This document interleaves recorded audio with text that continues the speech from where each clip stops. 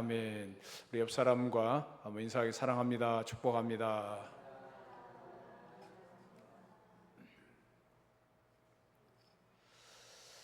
스위스의 철학자 칼 힐티라는 사람은 행복론을 쓴 것으로 유명합니다. 그는 77살에 세상을 떠났는데 그의 행복론의 결론은 인생의 최대 행복은 하나님 곁 가까이에 있는 일이다 라고 말했습니다. 그가 세상을 떠날 때 그의 책상 위에는 성경과 그의 최후의 논문 영원한 평화가 놓여 있었다고 합니다. 이탈리아 유명한 화가 미켈란젤로가 그린 걸작품인 인간을 보면은 하나님은 인간을 향하여 부드러운 손길을 펴고 있습니다. 그러나 하나님의 손과 사람의 손이 서로 떨어져 있습니다. 인간의 손이 하나님의 손을 외면할 때 불행은 시작되는 것입니다. 창조주를 외면하고도 행복을 누릴 수 있다면 그것은 최대의 모순일 것입니다. 그러기에 하나님의 손을 잡은 자 중에 불행한 자가 없고 하나님의 손을 외면한 중에 행복한 자가 없는 것입니다. 성 어거스틴은 이런 말을 했습니다. 당신을 위하여 우리를 지으셨으니 우리의 마음은 당신 안에서 쉼을 얻을 때까지 안식할 수 없나이다. 예수님 안에서 쉼을 얻을 때까지 안식할 수 없다. 이런 고백을 하고 있습니다. 힐티의 말대로 인생의 최대 행복은 하나님 곁 가까이에 있는 일입니다. 우리는 주님을 주저할 것 없이 하나님께 더 가까이 다가가야 할 것입니다. 하나님을 가까이 하고 뜨겁게 섬긴다면 거기에 행복이 있는 것입니다. 기왕 예수님을 믿기로 했다면 적극적으로 뜨겁게 예수님을 섬기고 따라야 할 줄로 믿습니다. 예수님을 향하여 가슴이 뜨거운 남자, 가슴이 뜨거운 여인들이 다 되시기 바랍니다. 그래서 오늘 본문을 중심으로 해서 세상과 타협하는 교회라는 제목으로 은혜를 나누고자 합니다. 라오디게아 교회는 아시아 7교회 중에서 마지막으로 소개된 교회였습니다. 많은 학자들이 이 교회를 보고 세상 종말에 나타날 지상교회를 상징한다고 해석하고 있습니다. 그래서 지금 유럽을 가보면은 교회가 이제 점점 폐쇄돼서 너무 덩치가 크게 지어놨거든요. 그 지어놓은 교회들이 난방비가 없어서 한쪽을 막아놓고 겨우 그곳에서 예배를 드리고 있습니다. 우리 이제 서울의 큰 교회들이 그런 날이 올 수도 있겠다는 생각을 해보게 됩니다. 그러니까 이 지상교회 마지막 교회가 라오디게아 교회라고 그렇게 해석하기 때문에 바로 우리가 이 교회를 집중해서 살펴볼 필요가 있습니다. 라오디게아 교회의 위치를 한번 살펴보겠습니다. 사진을 한번 띄워주세요. 저기 보면은 라오디게아라고 써 있죠. 라오디게아라고 써 있는 그곳이 바로 라오디게아 교회가 있었던 곳입니다. 그 다음에 이제 다음 사진을 한번 띄워주세요. 그 다음 사진을 보면은 라오디게아 교회의 성전터입니다. 그러니까 그 당시에 저런 규모의 성전을 가졌다면은 굉장한 교회였다는 것을 알 수 있습니다. 그러니까 대단한 그 재력을 가졌던 교회였고 상당히 규모가 큰 교회였다는 것을 지금은 이제 아무것도 없고 그냥 뼈대만 남아 있지만은 그런 모습이라는 것을 상상할 필요가 있습니다. 그리고 라오디게아 유적 다음 사진을 보면은 라오디게아 유적이 이렇게 나와 있습니다. 그러니까 그 당시 이 라오디게아가 얼마나 규모가 큰 도시였다는 것을 알 수가 있고 바닥에는 돌 타일이 깔아져 있잖아요. 그러니까 굉장한 그런 곳이었다는 것을 알 수가 있습니다. 그러니까 이렇게 웅장하고 거대한 그런 교회였는데 그 교회가 자기 스스로를 어떻게 평가하고 있는지를 말씀하고 있는데요. 17절 말씀을 같이 읽습니다. 시작. 내가 말하기를 나는 부자라 부요하여 부족한 것이 없다 하나 내 공고한 것과 가련한 것과 가난한 것과 눈먼 것과 벌거벗은 것을 알지 못하는도다. 라오디게아 교회는 모든 것이 풍요롭습니다. 형통합니다. 그리고 부족함이 없는 그런 자기 만족에 빠져 있는 교회였다는 것을 알 수가 있습니다. 오늘날도 얼마나 많은 교회들이 이런 자기 만족에 빠져 있는지 모릅니다. 스스로 살찌우는 교회들, 영적 이기주의에 빠져 있는 교회들, 교회 헌금을 쓸 곳이 없어서 호화롭게 사용하고 이웃을 돌아볼 마음이 없는 그런 교회들이 많습니다. 라오디게아 교회는 모든 것이 풍요롭고 형통하다고 하는 일종의 자기 만족에 빠져 있는 교회였지만은 예수님은 그 교회를 바라보시면서 내 공고한 것과 가련한 것과 눈먼 것과 벌거벗은 것을 알지 못하는도다. 책망하는 그런 말씀을 하고 있습니다.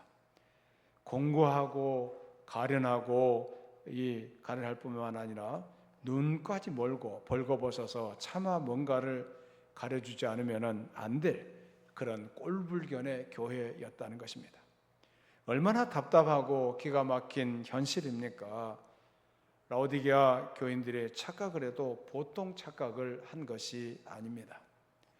라오디게아 교회는 영적으로 어두운 교회였습니다. 주님이 앞에 계시는데도 주님을 알아보지를 못했습니다. 벌거벗었는데도 벌거벗은 줄 모르고 가난한데도 가난한 줄을 몰랐습니다. 얼마나 무감각한 상태에 빠진 교회였는지를 알 수가 있습니다. 스스로 부족한 것이 없다고 하는 자기 만족에 빠져 있는 그런 모습이었습니다.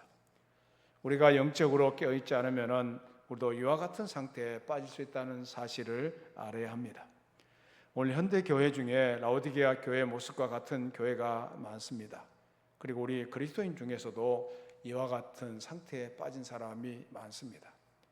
누구든지 자기 만족에 빠지면 열심히 식어집니다. 기도하던 열심도, 간절히 하나님을 구하던 착한 마음도, 말씀을 사모하던 열심도 배부르고 좀 더 안다고 하면 점점 더 시들어갑니다.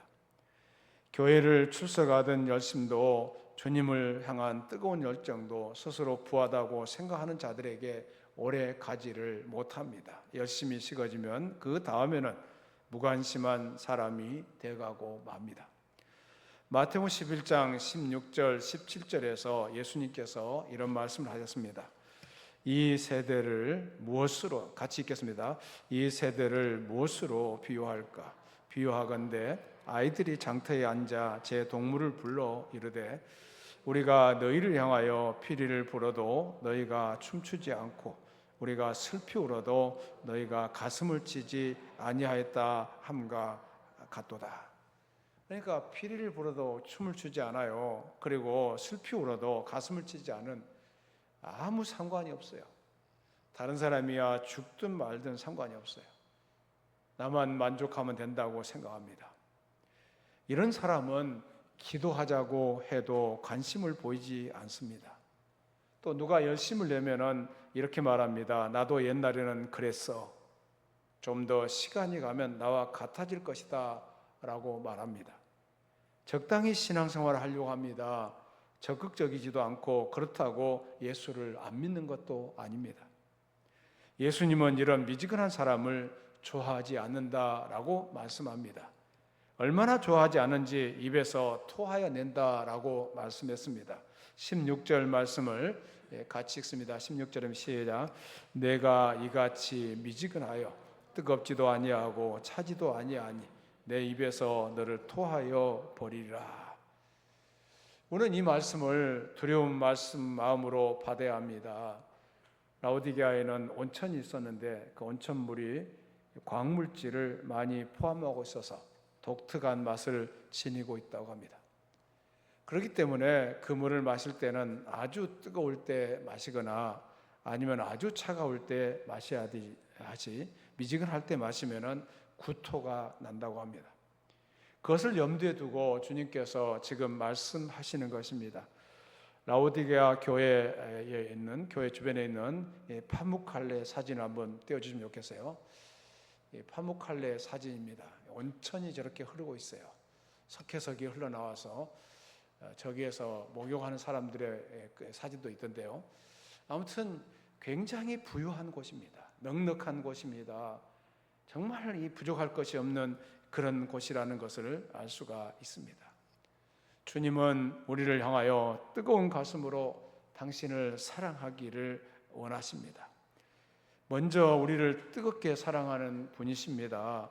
자기의 생명도 우리를 위하여 뜨겁게 바치신 분입니다. 우리를 구원하기 위해서 십자가에 달리실 때도 뜨거운 마음으로 십자가를 지셨고, 우리를 위하여 모진 십자가의 고통을 당한 것도 우리를 뜨겁게 사랑하셨기 때문입니다.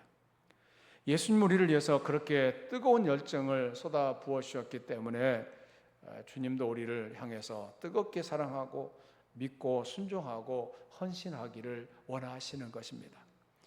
사랑은 흔히 빠진다고 합니다. 그래서 영어에도 fall in love라는 표현을 쓰는데, 사랑에 빠진다는 표현은 누군가에게 빠졌다는 그런 말을 합니다. 예수님을 만나고 예수님께 빠지면은 예수님을 사랑하게 됩니다. 빠지지 않으면은 뜨거워질 수가 없습니다. 주님을 향하여 뜨겁게 사랑하지 않는다면은 신비한 영적인 세계를 체험할 수가 없습니다. 신앙생활을 잘하는 사람은 언제나 마음이 뜨겁습니다. 그런 사람은 주님과 만나서 대화가 잘 되는 사람입니다. 그런데 미지근한 사람이 정말 문제입니다. 믿는 것 같기도 하고 안 믿는 것 같기도 한 사람, 유아 세례를 받았다고 하는 사람, 우리 아버지가 장로입니다 말하는 사람, 예수 믿으세요 라고 전도하면은 예, 교회에 나가지요, 때가 되면 나가지요 하면서 10년 20년 지나도 교회에 나오지 않은 사람, 오히려 예수 믿는다고 심하게 핍박하던 사람이 더 빨리 교회에 나오는 경우가 많습니다. 사도 바울이 예수 믿기 전에는 아주 차가운 사람이었습니다. 그는 몹시 기독교를 박해했습니다. 얼마나 과격하게 기독교를 공격하고 박해했던 사람인지 이 사람이 믿는 사람들을 보면 그냥 못 견뎠습니다. 이렇게 차가웠던 사람이 바울이었는데, 반면에 바울의 스승되는 가말리엘은 굉장히 도량이 넓고 포용력이 넓은 사람이었습니다. 기독교 좋지, 유대교와 닮은 데가 있어, 기독교도 인간 사회에 유익한 종교야, 가만두어봐, 그렇게 말하는 사람이었습니다. 가말리엘은 정말 미지근한 사람이었고 바울은 차가운 사람이었는데, 결국 바울이 예수님을 믿었습니다. 어느 자매에 대한 얘기입니다. 결혼을 하게 되었는데 예수 믿지 않은 청년이었다고 합니다. 자기 목사님에게 인사를 시키고 주례를 부탁했는데 예수 믿지 않으면은 주례를 서줄 수 없다라고 말했습니다. 그래서 이 청년은 사랑에 눈이 멀어서 교회 열심히 다니고 세례까지 받았습니다. 그런데 결혼식을 한 그 다음 날부터 예수님 안녕히 계십시오, 교회를 안 나가고 부인을 핍박하기 시작했습니다. 예수를 뭐 그렇게 믿느냐, 교회에 돈을 다 바치느냐. 그래도 이 부인은 하나님께 기도했습니다. 바울같이 거꾸러지게 하소서.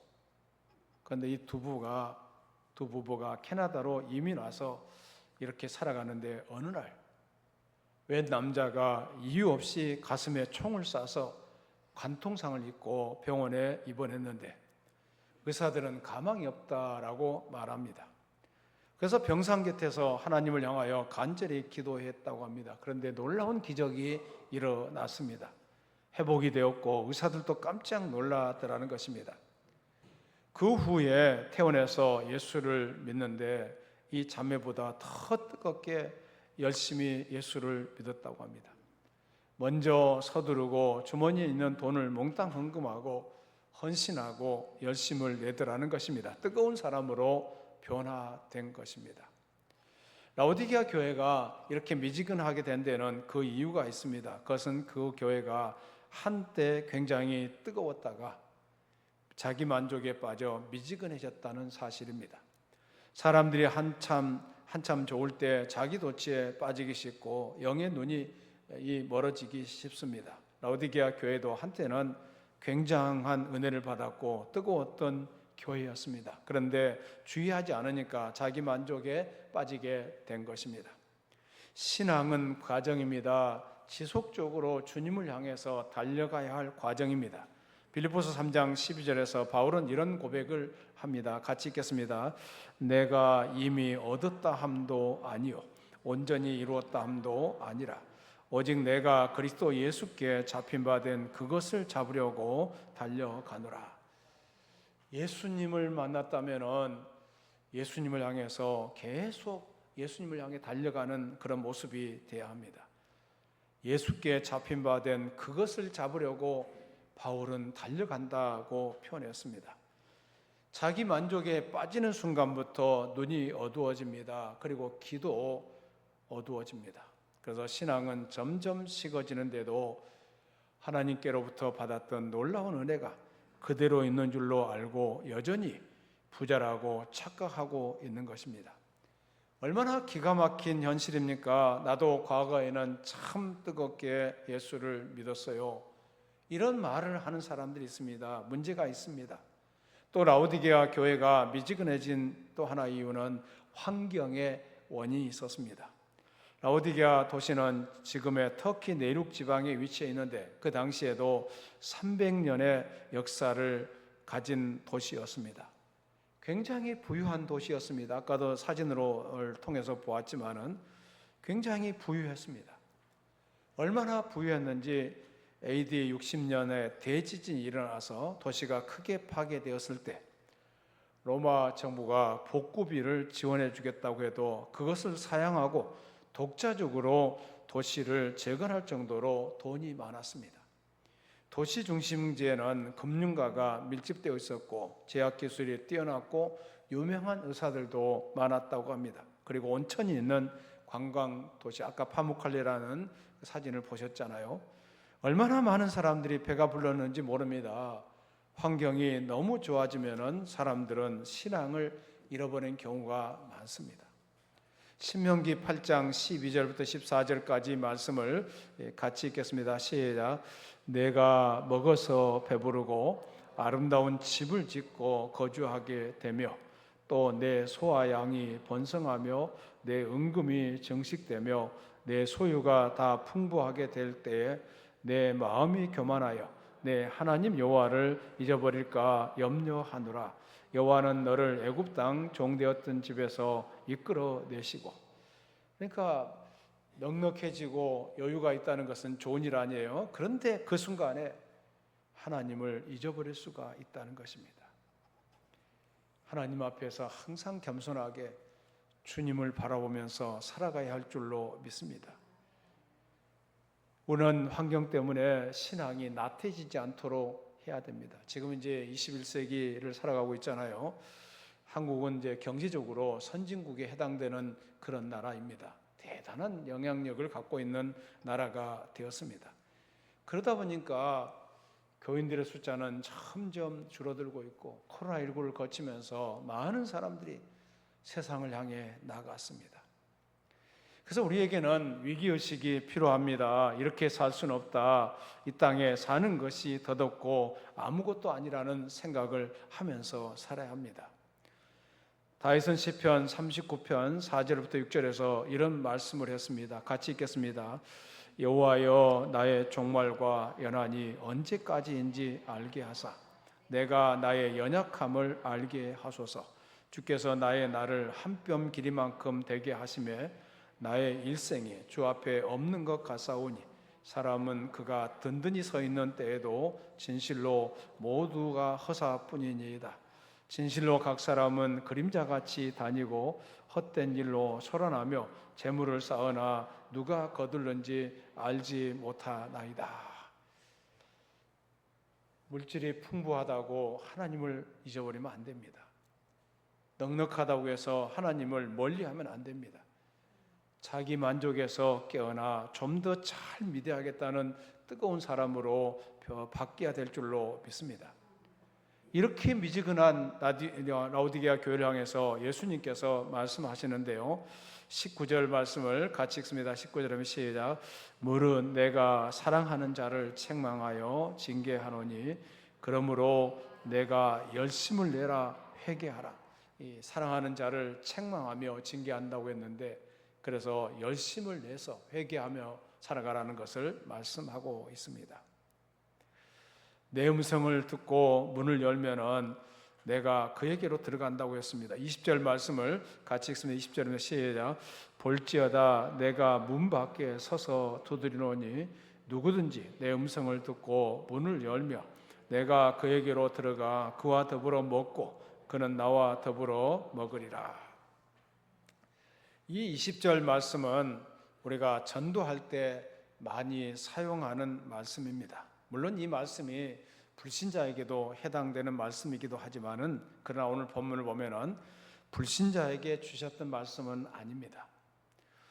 예수를 믿고 있다고 하는 라오디게아 교회를 향해서 예수님께서 하신 말씀입니다. 미지근해지고 냉담해진 성도들을 향해서 하신 말씀인 것입니다. 예수님을 새롭게 마음에 영접할 것을 말씀하고 있습니다. 서서 두드리신다고 말씀하셨는데, 이것은 자기 교회를 향한 예수님의 끈덕진 사랑을 말하고 있습니다. 또 서서라는 이 말씀의 의미는 오랫동안 서 계셨고 지금도 여전히 그곳에 서서 계신다는 것을 말씀하고 있습니다. 만일 누군가가 그의 음성을 듣고 응답하면은 그와 예수님의 관계는 회복될 것입니다. 우리는 새롭게 마음의 문을 열고 예수님을 영접해야 합니다. 그리고 예수님과의 관계를 회복하고 뜨거운 신앙의 사람이 되어야 할 줄로 믿습니다. 홀만 헌트가 그린 세상의 빛이라는 그림이 있습니다. 사진을 한번 띄워주시면 좋겠어요. 영국의 유명한 화가 홀만 헌트가 세상의 빛이란 그림으로 본문의 말씀을 잘 표현했습니다. 이 그림에서 우리는 문 밖에 서서 안에서 문을 열어주기를 노크하며 기다리시는 주님의 안타까운 표정을 볼 수가 있습니다. 이 문은 안에서 굳게 잠가 놓았기 때문에 밖에서 그냥 열 수가 없습니다. 안에서 열어주어야지, 그렇지 않으면 누구도 열 수가 없습니다. 홀만 헌트의 이 그림을 보고 러스킨이라는 분은 이렇게 해설했습니다. 그림의 안쪽에는 인간 영혼의 문이 보인다. 그것은 굳게 빗장질해 있고 그 빗장과 못들은 녹이 슬었다. 문설주는 담쟁이 넝쿨이 기어 올라가 뜨개질이나 할 듯이 똘똘 감아 얽어 놓았는데 그 문은 한 번도 열어본 적이 없었다는 것을 나타내고 있는 것이다. 그 주위에 박쥐 한 마리가 날아다니고 문지방은 가시덤불과 쐐기풀, 이삭 없는 옥수수 등이 무성이 덮여 있는데 풀 깎는 자가 그 야생초에 손 하나 대지 않았고 단으로 묶어 놓지도 않았다. 그러니까 문이 굳게 닫혀 있어서 문을 열 수가 없는 것입니다. 참 우리가 이제 하나님에 대해서 잘 알아야 되는데, 하나님이 얼마나 인격적이신 분인가를 잘 아셔야 돼요. 우리가 동의하지 않으면은, 우리가 협력하지 않으면은 주님께 더 가까이 가기가 어렵다.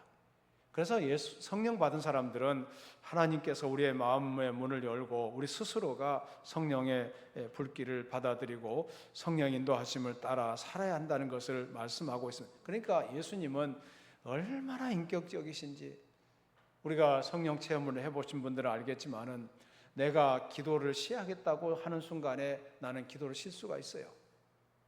그런데 이제 성령 받지 않은 악령에 들린 사람들은 쉬고 싶어도 쉬지를 못해요. 악령은 지 멋대로 끌고 가는 거거든요. 그런데 성령 받은 사람들은 하나님이 얼마나 인격적이신 분인가를 알 수가 있습니다. 그분이 우리를 향해서 내 마음의 문을 좀 열어라. 내 마음의 문을 열고 내가 너와 더불어 살아가겠다. 너와 함께하는 인생을 살기를 원한다.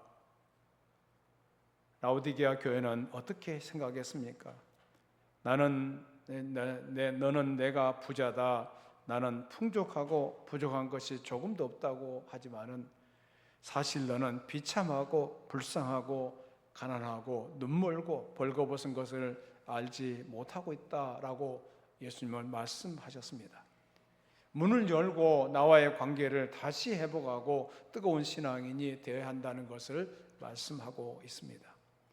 오늘 본문에서 예수님은 말씀하십니다. 15절입니다. 15절을 같이 읽습니다.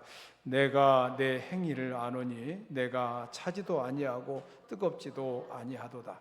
내가 차든지 뜨겁든지 하기를 원하노라.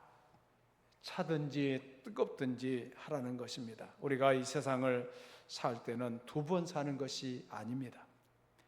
한평생을 후회 없이 뜨겁게 주님을 사랑하며 살아가야 하겠습니다. 주님은 이렇게 뜨거운 사람을 원하신다는 것을 기억해야 할 것입니다. 제가 영국을 방문했을 때 메트로폴리탄 교회를 방문했습니다.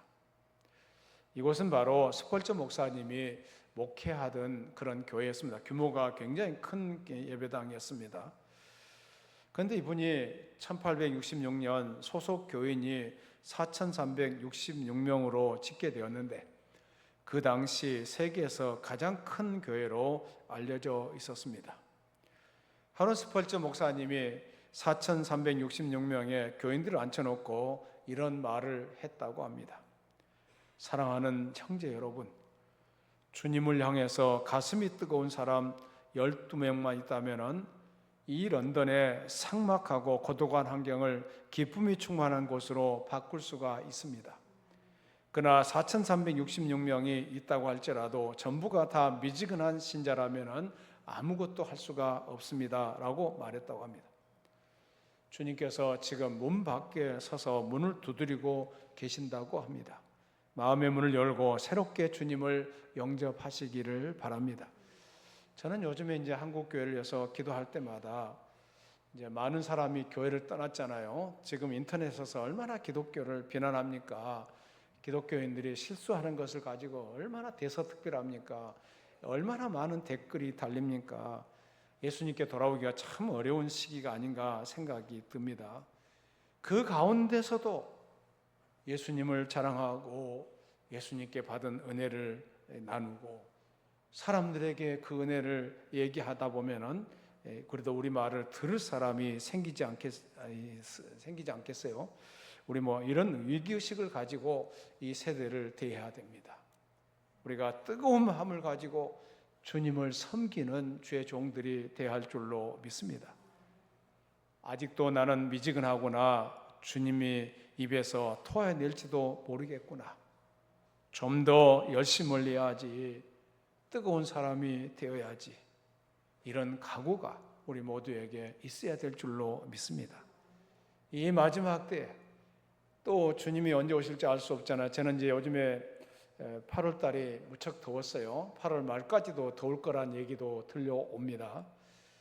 그런데 이제 2024년은 그렇다 치고 지금 지구 온난화가 심각해요. 그래서 2025년도 여러분도 어떻게 지나갈지도 알 수가 없어요. 이 정말 마지막 때 힘든 시대입니다. 덥다 이렇게 말하는 것이 아니라 예수님을 향해서 뜨거워지는, 예수님을 향해서 열심을 내는 우리 모두가 되어야 할 줄로 믿습니다. 더 뜨겁게 예수님을 사랑해야 되겠다, 더 열심을 내야 되겠다, 더 뜨거운 마음으로 주님과 교회를 섬겨야 되겠다, 이 결단이 저와 여러분의 있기를 축원합니다. 살아계신 하나님 감사합니다. 우리를 새롭게 하여 주시옵소서. 주님을 닮아가게 해 주시옵소서. 주님과 함께 이 세상을 뜨거운 마음을 가지고 살아갈 수 있도록 도와주시옵소서. 예수님께서 우리를 토하여 내친다고 말씀하실까 두렵습니다. 우리 모두가 주님을 향해서 뜨거운 마음을 가지고 신앙생활을 해가게 하여 주시옵소서.